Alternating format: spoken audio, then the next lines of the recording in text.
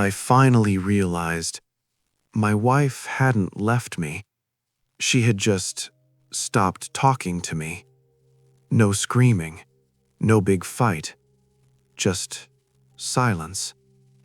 It was a Tuesday night, pot roast on the table. The house was quiet, not the angry kind, the empty kind. My wife, Eleanor, slowly pushed a piece of carrot around her plate. She looked up at me, and for a second, I saw the woman I married 40 years ago. Her eyes lit up, like she was about to say something that mattered. She opened her mouth, paused. Her shoulders dropped. She looked back at her plate and whispered, "Never mind." Those were the quietest and most destructive words I ever heard. Because never mind didn't mean nothing. It meant she had already learned I wasn't listening. I was 68 when I finally understood what that really meant. In that moment, I realized this wasn't just a quiet dinner. This was a quiet life. She hadn't stopped talking that night. She had stopped years ago. And by the time I finally noticed the silence, it was permanent. You don't get married expecting silence. In the beginning, we had the opposite. We had noise. Beautiful, effortless noise. I was 28. She was 26. We met at a friend's barbecue. The first time I saw her across the lawn, it felt like getting hit by lightning. We talked for 3 hours straight, so lost in each other, we didn't notice the party ending or people packing up around us. Back then, words came easily. They always did. The early years of our marriage were filled with conversation. We'd sit on the floor of our tiny apartment until 2 in the morning. Cheap coffee, big dreams. We talked about everything. The books she loved, the frustrations I dragged home from work, even stupid questions, like whether it would be better to have wings or fins. We'd argue about it for an hour, laughing like kids. Talking wasn't something we had to plan. It wasn't work. It was as natural as breathing. I didn't understand then how rare that kind of ease really is. When our first son was born, the noise didn't disappear. It just changed. Midnight feedings, crying, first steps, a different kind of chaos. But we were a team. I'd come home exhausted. She'd hand me the baby and tell me everything. The funny face he made, the neighbor who stopped by, how tired she was, how happy she was. And I listened. I was part of her world. She was part of mine. We were so busy building a life together that we didn't notice the foundation starting to crack. Because when sound fades slowly, you don't hear it disappearing. The silence didn't crash into our marriage. It didn't arrive like a storm. It crept in quietly, like fog. So slow, you barely notice it happening. I couldn't tell you when it started. There was no big fight, no slammed doors, no moment you could point to and say, that's when it broke. It was smaller than that.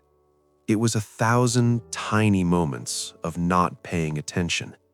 The kids got older. My job asked for more. Her part-time work quietly became full-time. Life got busy, and the routines that once felt comforting slowly began to feel like a cage. Somewhere along the way, we stopped being partners and became co-managers of a household. I didn't understand that then. Our conversations changed without us noticing. They shifted from dreams to logistics. Did you get the dry cleaning? Parent-teacher conference is Thursday. The car needs an oil change. We were efficient. We ran a tight ship, but we weren't talking to each other anymore. We were just talking at each other. Everything worked on the surface, and that's what made it so easy to ignore what was disappearing underneath. Looking back now, I can see it clearly. A lot of this was on me. I'd come home with my head still buzzing from the office. She'd start telling me about her day. I'd nod, say "uh-huh" at the right moments, but my eyes were on the television. I was there, but I wasn't there. I heard the words, but I wasn't hearing her. That's the part I regret most. After a while, she talked less. Why tell a story to someone who isn't really listening? The stories got shorter. The details disappeared. The warmth faded. "How was your day?" I'd ask, already halfway to the fridge. "Fine," she'd say, not even looking up from her book. A book I hadn't asked her about in years. The little things vanished so slowly, I didn't notice they were gone. Eye contact at dinner, a hand on her back as I passed her in the kitchen. The quiet wasn't just the absence of words, it was the absence of connection. We were living parallel lives under the same roof, roommates with history. And that's when a different kind of loneliness settles in, the kind you only feel when someone is sitting right next to you, yet feels a million miles away. I felt it, but I was afraid to name it, because saying it out loud would mean facing my own part in it. So I let the quiet grow. I told myself this was normal, that this is what long marriages become. I wish I had noticed sooner, because that's the lie that keeps marriages alive on the outside and dead on the inside. Comfortable, silent. Which brings me back to that Tuesday, the pot roast. It wasn't a special night. It was every night. The same dinner, the same table, the same quiet. For months, maybe years. But that evening, something shifted.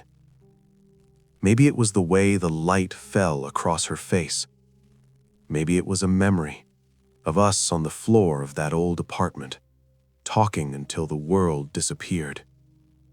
For the first time in a long time, I wasn't just sitting across from her. I was really looking at her. I didn't understand then how close we were to the end. And I saw her try. I watched her gather a thought. I saw it in her eyes, something personal, something she was about to offer me. Not about the kids, not about the bills, something that belonged only to her. She opened her mouth, paused, and in that half-second of hesitation, I saw everything. Years of me nodding without listening. Stories she started but never finished. Moments she must have felt completely invisible. That's when I realized how long this had been happening. She wasn't angry. She was protecting herself. Trying to reach me had become too exhausting. Staying quiet was easier, safer. When she finally spoke, "Never mind," it wasn't said with frustration. It was said with resignation, like a door being closed slowly, carefully, and locked for good. It was the sound of someone giving up without making a scene. And this time, I heard it. I heard years of silence packed into those two words. Every story she never told, every frustration she swallowed, every small joy she kept to herself, because she had learned somewhere along the way that I wasn't a safe place for them anymore. I wish I had heard it sooner. I asked her, my voice cracking, "No, what is it? Tell me."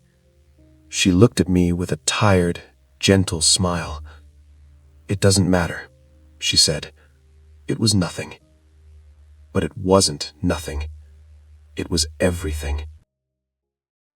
If you're still listening, there's a good chance you recognize this silence.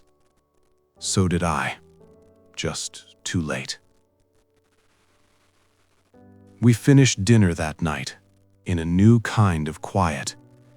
The old silence had been neglect. This one was different. This one was understanding and acknowledgement. And once you hear it, you can't unhear it. We're still together. We still sit across from each other at the same table. We talk about the weather, the kids, the day.